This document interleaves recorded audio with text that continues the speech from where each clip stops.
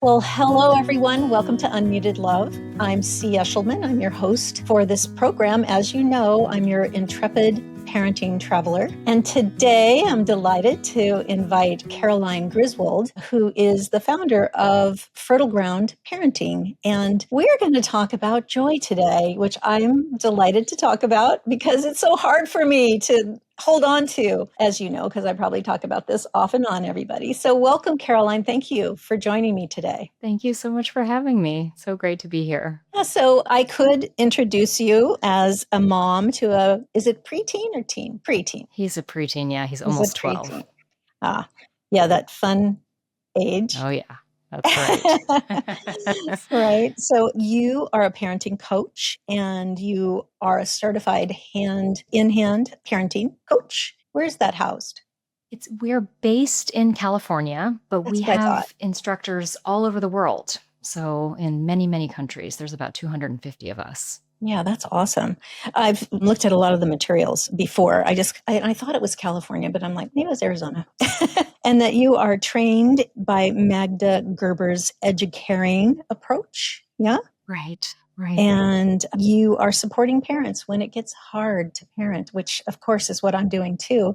And I love it when I run across somebody who's doing what I'm doing and probably doing it really differently, which is fun to have you share and have my listeners hear from you instead of always listening to me talk about my point of view. Wonderful. Well, yeah, I'm sure we'll have a great discussion. I love what you're doing. So let's go ahead and jump in. What makes you so compelled to do this focus, right? You're really focusing in on making parenting easier for parents who struggle with their own feelings, their own experience of being a parent, right? Yes. Right. I think what makes me so compelled is knowing and feeling myself how much we desperately want things to go well when we're parenting. You know, we deeply love our kids. We really, really want things to go well, both with them and for them. We want to feel good about our parenting. We want them to feel good about our families and our lives together. I know every single parent wants that and feels that. And yet so often we find ourselves in these tight or tangly spots with our kids where it feels like just the opposite. You know, we're feeling like, oh my gosh, how did I get here? I can't believe I said that. Why are we fighting like this or having this power struggle, this battle? What happened to the fun and joy in parenting that I thought I would have when I took this big step,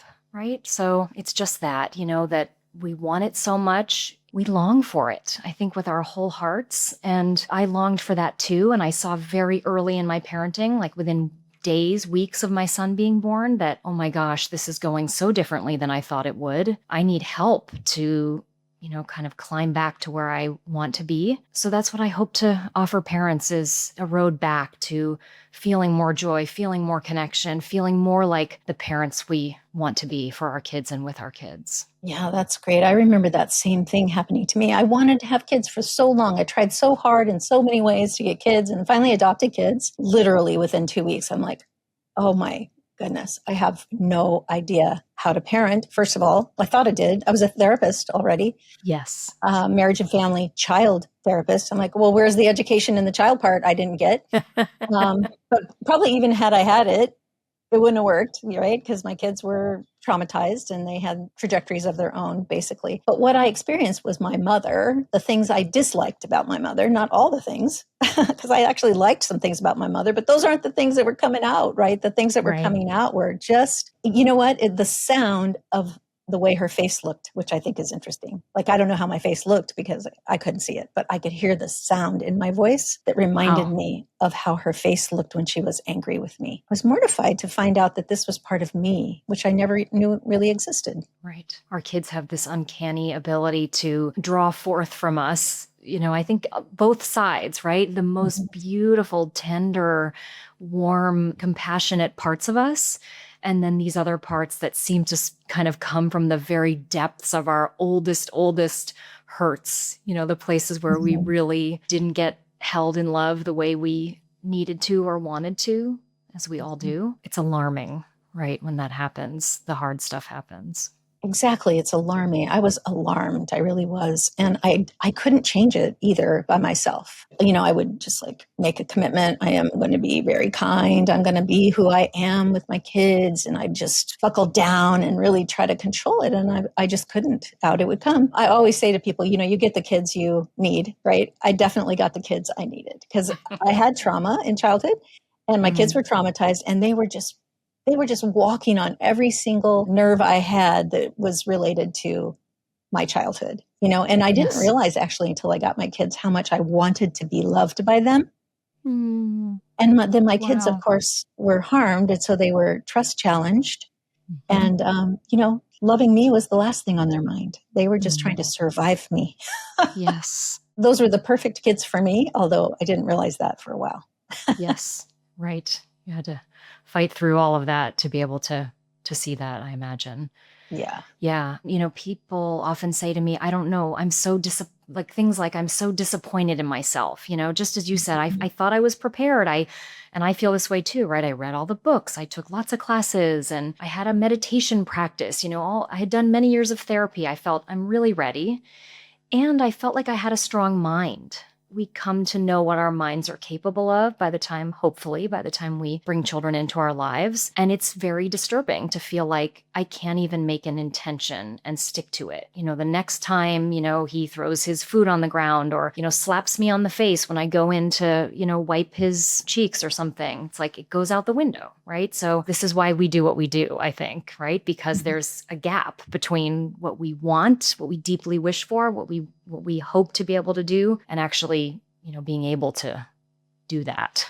So I have a curious question.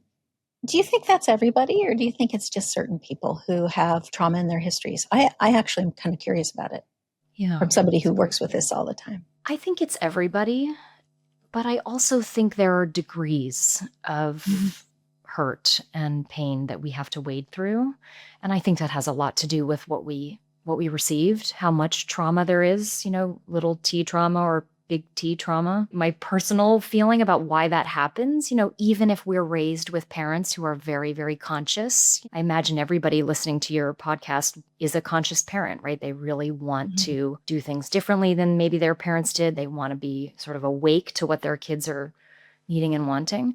I think even if we're raised with people like us who are doing our best, who are getting help, who are working on these things, I think we still come to the world, so open as we will ever be.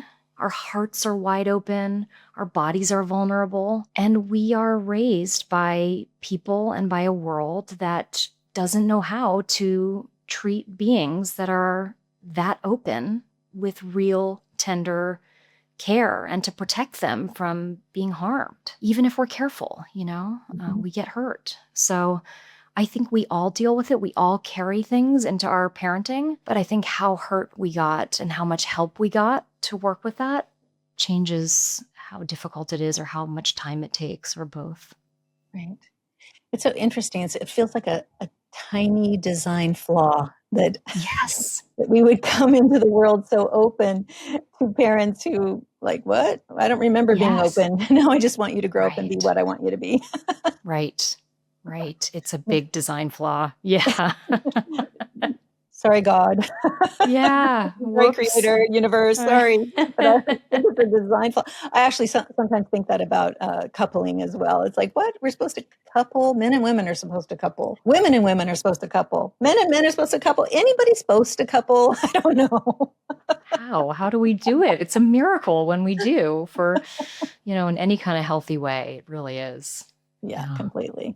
So let's get to the question. Everybody's waiting, right? There's like, well, when are you going to get to the joy? When are you going to do that? How do I get joy then? We know what the wounds are, right? We know what these pain parts are, but what is the secret? How do we find joy? How do we find joy with our kids, for ourselves? Yeah. Yes. Oh my gosh. I would never profess to know the secret, but I have learned a few things. And I'd love to talk to you about this, C, because I feel like it's a topic that we keep thinking about and learning about our whole lives, Just before this call, I was dancing a little bit because that's one of the ways that I find joy. And I wanted to really feel it before I came to talk with you and have it with me, as we talked about this. So I love that you were dancing Yeah. before you came here. I always do. I always do before I have to teach, before I work with a family, before I have a hard conversation with my partner, with my kid. It's a way I can stay connected. I think joy is partly, it can look so different on each of us, what joy looks like, and so different on each of our kids. Some kids are, and some people are real quiet joy kind of people. They feel it a lot on the inside. You might not even see on the outside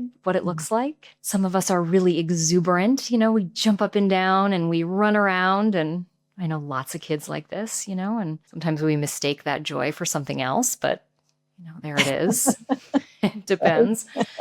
What does it look like for our kids to feel joy? And I feel, again, like this is a thing I'm still learning with my own son, because joy looks very different on him than it does on me. For a long time, I worried about him. Is he okay? Is he joyful? There's so much energy behind him and so much intensity.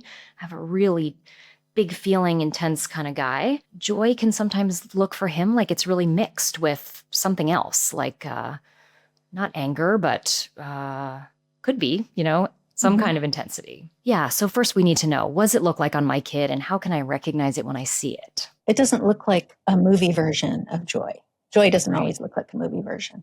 Yeah. I've been reading a lot about glimmers lately. What is a glimmer? That also isn't the same for everybody. Who knew? Who knew we were so different? Yes, right. We forget. I think we get taught, some notion of what it looks like to be a kid and what it looks like to be, a certain kind of adult. And then we accidentally sort of graft that onto our kids, and it can prevent us from seeing, oh, wait, this is a kid that's feeling really at home in themselves, really at ease. And there's joy in that, right? I always say, we need to feel safe and we need to feel connected in order to do almost everything as humans, right? Have good relationships, learn, try new things. And I think joy is included in that. If we don't feel safe and connected, it's really hard to let ourselves kind of overflow with that beautiful feeling. Sometimes we miss it, that's what, oh, this kid is not feeling super safe. Of course, it's hard for them to feel joy right now. The listeners here, a lot of us have adopted children, and they are trust blocked often when they come to us. And we don't always know that, because sometimes they come to us as a baby and we think, oh, they're wide open. They're not trust blocked, except that they did lose something, the most valuable thing they'll ever have, right? Which was their biological parent. Right. And so they come not wide open. They come protected, right? In survival. Like, I'm not sure about you, and I'm not sure that you are worthy of trust. I'm not sure I can trust anybody. But then over time, what starts as openness on a parent's part becomes, and when you are parenting a child who's trust blocked, then all of a sudden you start catching it, right? Now I'm a little afraid to become open to you, right? Because you might reject me or spit at me or kick me, or you might just hate me, or I'm not your family in your mind, whatever it is. And then that part becomes forward, so now I'm protected against getting hurt by the very person that I'm wanting to love, and in my case, wanting them to love me back, which I realize, well, they can love me back the way they love, and that's not always the way I want it, right? Yes. That's a particular kind of thing that happens in families that are working through trauma. And if you have trauma, right? So parents who are traumatized, and then the child comes trust blocked from trauma. Now you've got that talking to each other. Ooh, it's really hard to break through with the joy when you're not feeling safe. So what you said, safety and connection are the things, right, that help you open to joy. But it's very hard to open that tight box, of protection. Yeah. No one wants to get hurt. Right. Yeah. So what do you say to a parent that's like, I'm kind of blocked, about this coming open. Yep. I don't feel open. Yep. Yeah. Right. And I'm sure many of your parents listening it may take time to even notice, oh, I'm blocked, right? It's like we think we're just holding on, we're just being strong, and I'm sure many other things. So it's such an emotional journey. All parenting is an emotional journey. And then if we have these added layers, then it's even more challenging. Yeah, so two things come to mind. One is, of course, nobody told us how much parenting is emotional work. So we arrive on the scene not knowing that. Most of us never learn that, right? We like push through. It's why there's so many exhausted parents, I think, because we just think, well, this is how it is, and this is how I have to suffer, and off we go, exhausted through our parenting years. And nobody told us that we need a lot of support while we're doing this. Even if we have a kid who's never experienced trauma, who is temperamentally sort of on the easy end of the spectrum, we still need a lot of support. If you have a child who's trust blocked, if you find yourself trust blocked and your traumas are talking to each other, then both of you need a lot of support, right? You need support to be able to help your child, and you need it daily as much as you possibly can. This doesn't have to be something you pay somebody for, but you need a way, I think, every single day to feel this is me when I feel safe inside, even if it's for 5 minutes. This is me when I feel seen by someone. This is when someone holds my hand, either literally or figuratively, as I cry. In the work that I do, we have a beautiful tool called listening partnerships, where we pair up with another parent who also really wants to work on their parenting, who also finds parenting hard, and we trade listening time. It's totally free. It's not advice. It's not therapy. We don't tell each other what to do. We don't say, oh, you should try this. It's not that at all. What we do is we trust you are the best people to help your children. You know them the best. You love them the most. You have a fine brain, a very good and strong brain. What you need is help to find it again and to think well in the midst of all the emotional work and the exhaustion and everything. And I can help you with that. If I can give you some space to just tell me what's going on today, what happened today. I'll never talk about it outside of our time. I'll never reference it. It's just between us. But it can be such a beautiful way of getting support over time. We start to trust our partner. We trust that they care for us. We sometimes maybe cry or we laugh because it's so ridiculous. We start to shed some of the layers of hurt and pain that come along with parenting, especially parenting when there's a lot of hurt. So that's an example of a way that we can get support. Maybe we don't get it every day, but I have 3 or 4 listening partners. I talk to each of them pretty much every week. It freshens us up. It helps us put down the load for a little while so we can get back out there. So that's one way. I love that. I love that idea. We all have friends, and we probably get too much advice from friends. And so we stop talking to our friends about the things that recur, right? The things that are difficult, and maybe the things that bring up shame for us or embarrassment, right?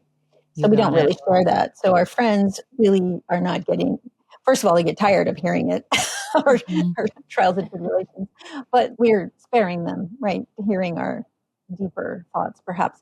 But also we're sort of shying away from all that advice because we're smart, right? Most of us are smart. We've tried a lot of things. And really, it's what's in our hearts that is in our way. What's weighing heavy, right, is what's in the way that's blocking us. So unless we can have a listening partner who just listens with love, right, with just regard, unconditional regard for us, that's it. We're just not free to share it all. So that's a lovely thought. How do you have a group?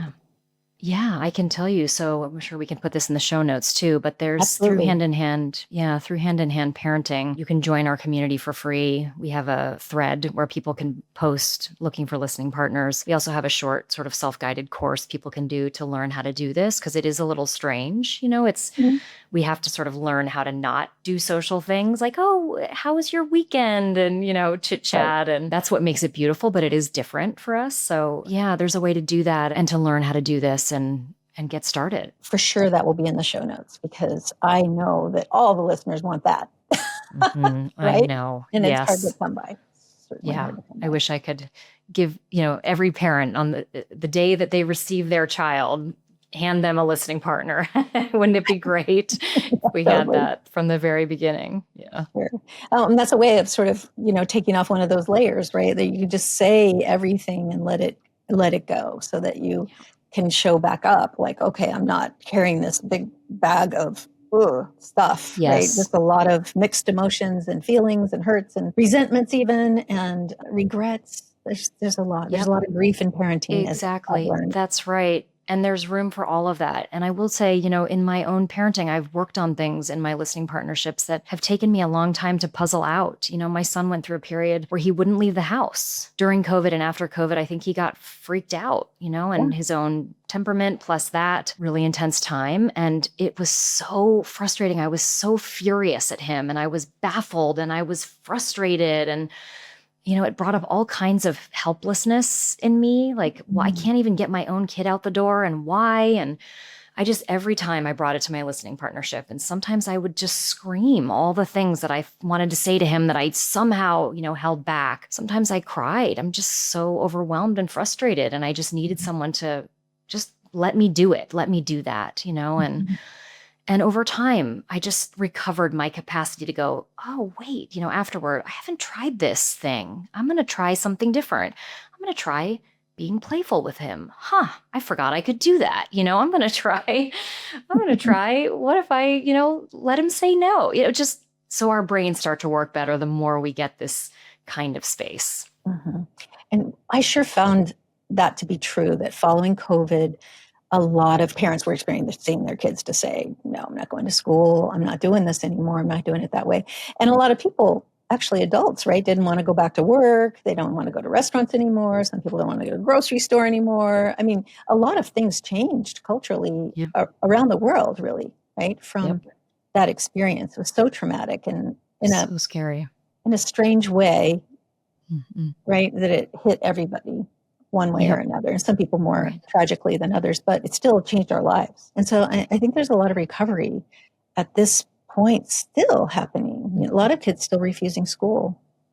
And parents really struggling with that. And, they do have a different trajectory because they went through that trauma. They do. They definitely do. A lot of fear went in to our systems during that time. And I think we didn't, it wasn't all at once. It wasn't the same, as you said, for every person, but we got really scared. And when we get scared, it's the biggest thing that cuts off our thinking, So I think for your parents, for the children in your families, it's such a hard thing to work with because it can look so many different ways and we can be confused and think it's something else, right? So let's say we have a kid who's behaving aggressively. We don't read that as fear, but it so often is at its very base. There's fear in there. And of course, as you were saying earlier, we loop on it, right? So our kids get scared, we get scared, and then they notice we're scared and around and around we go. So it's interesting. We came to talk about joy and we're talking about the other side of it. So let's get back there. Let's take a pivot and go back to where we started. So what do you want to share with my listeners about your discovery, your journey, and how you help folks bring themselves back into the experience of joy with children? Well, one of the things I'd like to share, I guess, is a very simple way to cultivate joy with our kids and for ourselves that doesn't take too much time, that isn't a real undertaking for us, that doesn't require us to add another big thing on top of everything we do. And that is this beautiful practice called special time, which maybe some of your listeners have heard about. This is also a hand-in-hand tool. But special time is a beautiful practice where we basically set aside a very short amount of time, could be 5 minutes, could be 7 or 10 minutes with our kids, and we just hand the reins to them. So we might say something like, hey, I have 10 minutes, just for you, and you can do whatever you want during that time, and I'll be right there with you. I'm not going to look at my phone. I'm not going to stir the soup. Not going to do anything except be with you. What do you want to do? And then we just wait. Sometimes kids know right away. Sometimes kids struggle to find it. That's okay. The point is not what we do or what they choose. The point is to be with them in whatever state they're in with whatever they choose and to really focus on delighting in them and being pleased with them, which can be very challenging when things are feeling hard and when every day feels difficult. What's wonderful about it is that it's short. So sometimes in my harder moments in parenting, I would feel like, can I be delighted in him, my son, for 5 minutes?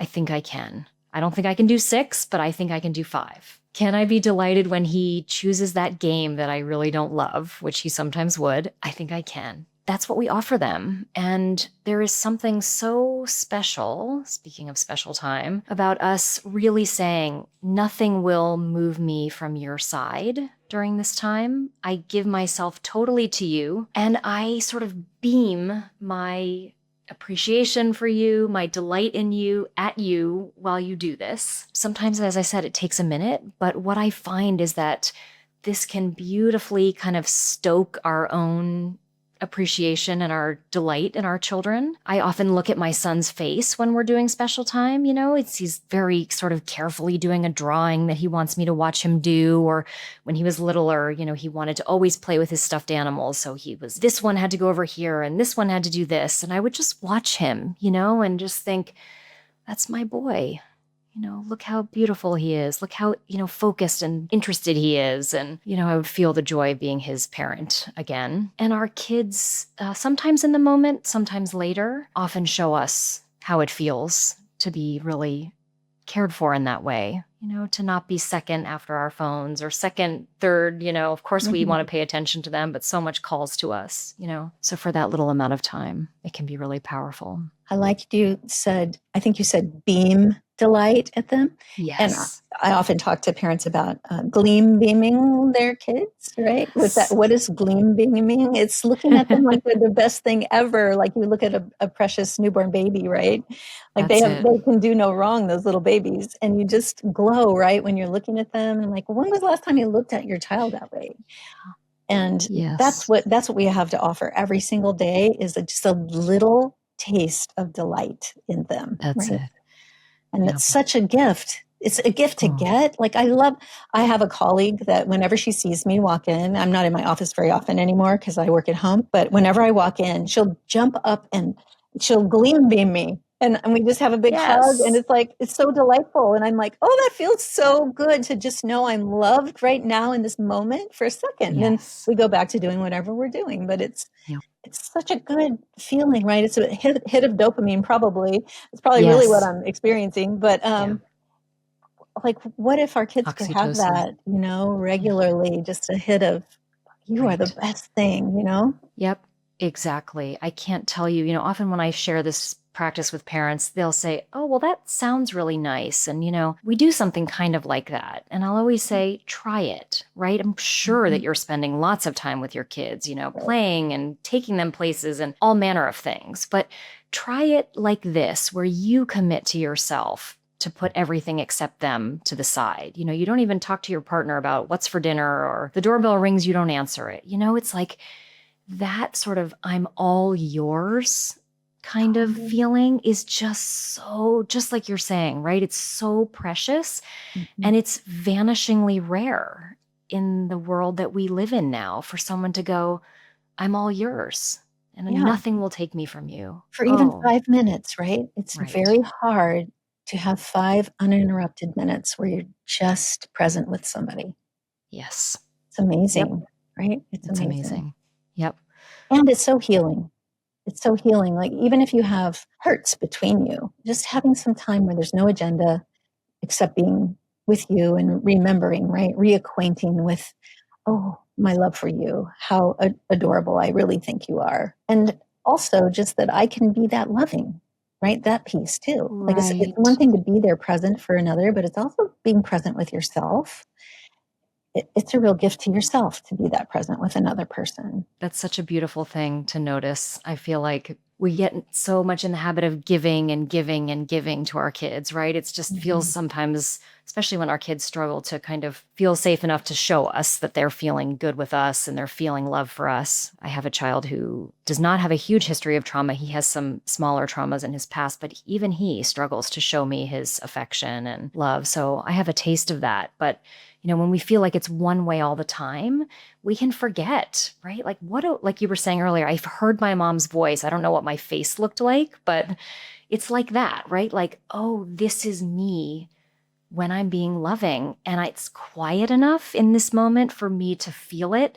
And that feeds me. That feeds my joy and my remembering of what we're doing here, right? This is like a sacred journey that we're on with our kids. And we need to remember that and feel that at least some of the time. Life is very interesting to me. That's probably why I do what I do. The older I get and the further along in society I live and how it changes over time, I'm like, what exactly are we doing? what exactly are we doing to ourselves? All the technology and the addiction that goes with it that we aren't even aware of. So I'm often talking to parents about it's okay for kids not to have a cell phone, right? Like I didn't have one, and I turned out okay. And I'm pretty sure the world was pretty unsafe when I grew up too, Right. Right. But Right. but so when I ask them to have their children submit to giving their cell phone up or whatever, then the parents like, well, I don't want to have to give mine up. And I'm like, yeah, Yeah. that's right. Right. It goes both ways. And so just learning how much these things they're like, strapped to our hands and we can't let them go. Yeah. But we need to in order to remember that life is delicious and juicy and loving and connected. And it's hard sometimes. It's really hard sometimes, but that's the flip side, right? Sometimes it's really Yes. hard and sometimes it's really delicious. And you have to That's be right. open to the delicious part. My word for last year was delight. And I loved it so much that I decided to have it for this year too. Oh, yes. I So it's love it. written on a mirror that I walk by when I leave my home office every day. There's something when in the word delight, right? It just makes me perk up when I'm walking out my door. I'm like, well, okay, Oh, here I go. And yeah. just That's changing my facial fabulous. expression, my body posture changes when I think about my word is delight. And like, why is that my word? I love the feeling of that. It's Yeah. joy to me, right? Delight is Yep. joy. And so Yep. it's a switch I can flip just by reminding myself to flip it. And so some of that is in parenting too, like reminding Yeah. yourself that getting the dinner on the table's great and good. Getting the kids' teeth brushed and, jammies on and whatever, go to bed, that's all good. But the delight in them is why you brought them here, right? Is so that Yep. they can internalize that and go through their lives feeling like they delighted who they were growing up and being imprinted by so that they can give that, right, to Yep. others. I mean, Yep. that's how we save our society, I think, is by Oh, remembering that. I'm in total agreement with you. I think that's exactly it. This is how we do it, one kid at a time in these ways. We often say, that special time, we feed our kids, we try to get them healthy food at least some of the time, right? When we can. And, Sure. we're trying to get them to bed on time. We want them to get to school so they can learn. And you can think of special time as kind of like the multivitamin, right? It's not less important than the food they eat to nourish their bodies and the learning they do that nourishes their minds and the sleep that helps them grow. It's like this nourishes that deep, deep place in every human that says, I must feel my love and connection to other people in order to do any of that, right? To sleep well, to have a good separation from the person who I'm most safe with, to learn all these new things that I'm born to learn. We must feel that. Otherwise, all those things, we can't do them as well. Right, they're diminished. Yeah. So we're going to run out of time. I'm pretty sure we could talk like this for a while. So when you knew you were coming here to talk about joy, what is it that you want to make sure you say in case I didn't ask you all the right questions? I would be remiss if I did not say that playfulness is one of the great ways that we can help our kids feel joy and feel it ourselves. And I know you have a beautiful episode, at least one about play that I loved so much. So thankfully, this is already on your listeners' minds. But I will just add that there's a kind of play that can be really beautiful for kids who are struggling in any area with old hurts or traumas or present time things that are difficult, called play listening, which is all the hand-in-hand tools we call them listening tools. In play listening, we focus on giving our kids the more powerful role in play. If you think about the way our lives are built as families, mostly we parents are making the decisions, right? When we eat, when we sleep, when we go to school, when we go to the doctor, and what's acceptable in terms of dessert and all these sort of things. That's how it should be. It needs to be that way, but they feel that tension. Most of our kids at one time or another work on feeling confident or not feeling confident and trying to find their way into a place of feeling really rooted and grounded. So play listening can be such a beautiful tool because basically what we do is we say, let's play this game. And, we might not say this out loud, but the idea is, let's play this game and I'm going to intentionally take the less powerful role. I'm going to be the one who kind of doesn't get the rules. Maybe I bumble around and I stumble. I'm just confused, I can't quite figure it out. And then you get to delight, speaking of delight, in being the one who knows, being the one that's strong. Maybe the game is, I bet you can't push me off the couch. And oh, you do such a good job, you kid, of pushing me off the couch. And I am just stunned. How did you do that? I can't get over it, And I fall dramatically. And then I say, oh, I'm going to get back on. I'm sure you won't push me off this time. And of course you do, even better, and with a big woo. And so that's an example of play listening. And I'll give you just one more for, because so many families deal with separation challenges and kids feeling like it's hard for them to leave us. It's hard to be apart, maybe at bedtime, maybe going to school. And so we can play listen with that too. For example, we might say when our child is near us after dinner, they're right next to our side. And if they go to move away, we might say, "You're not leaving me, are you? Are you going to go somewhere?" And we grab onto them if they let us, if it's okay. We have to watch our kids, but "I'm not ready. I don't want you to go away." And then of course they say, "I am going away. I must go away," and then we beg them, "Oh, please stay with me. I need you by me," and this just brings joy to a child who's, desperate to feel our love and our desire for them and our wanting to be close with them. Those are examples. That so much. I love that so much. Everybody out there, do that. Do that form of play today and just see what happens. I challenge you.